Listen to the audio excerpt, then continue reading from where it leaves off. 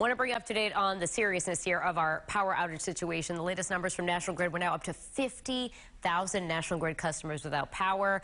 And Kim Kalunian is monitoring the situation at EMA headquarters in Cranston for us, where state and local leaders held a press briefing about 90 minutes ago. What's the latest there in Cranston, Kim?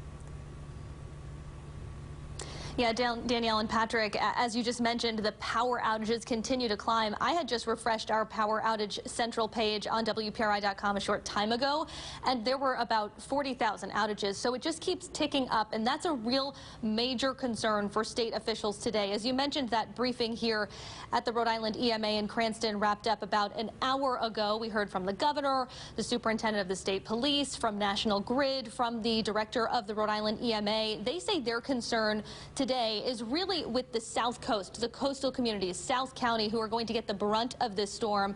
When they addressed us earlier around 10 a.m., they said within the next hour to 2 hours is when we would be seeing the real harsh winds, those high wind speeds, potential power outages, and flooding. And so those are their real main concerns. Their message to everyone is to stay home today, stay off the roads. And to that end, the governor has put in place a ban on motorcycles and tractor trailers on state roads, unless those tractor trailers are carrying emergency supplies. And we've also just heard from the Rhode Island Turnpike and Bridge Authority that they're closing the Mount Hope Bridge, the Newport Bridge, and the Jamestown Bridge to all traffic. So really, folks, you should just be staying at home. There is no shelter-in-place order at this time, but officials really want you to stay safe and also keep first responders safe, because if you're out on the roads and you get into an accident, you're putting them in jeopardy as well. And so I want to go to some sound from the governor earlier today with his message to all of Rhode Island this afternoon. Today I'm asking you to stay home. Let me repeat that. I'm asking you, Rhode Island, to stay home until this storm passes. This is not the time to go out and see the waves or explore down trees. This is the time to stay home and stay safe.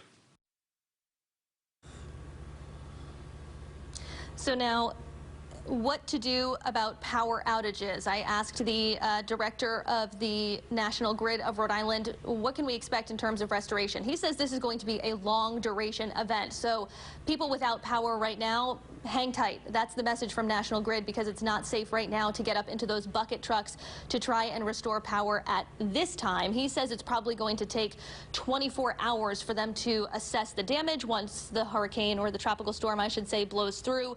And then they have to wait for conditions to get safe enough for them to go up into bucket trucks to start restoring power to folks who've lost it. Another message from the superintendent of state police: surfers, stay out of the water. Again, for the same reason that they don't want people out driving around, because you're not only putting yourself in danger, but you're putting first responders potentially in harm's way. So he's asking people to stay away from the coast, stay out of the water, really just stay at home for today. So again, state officials urging people to just hang tight, stay at home until this blows through, and really just stay safe as we're seeing the brunt of the storm.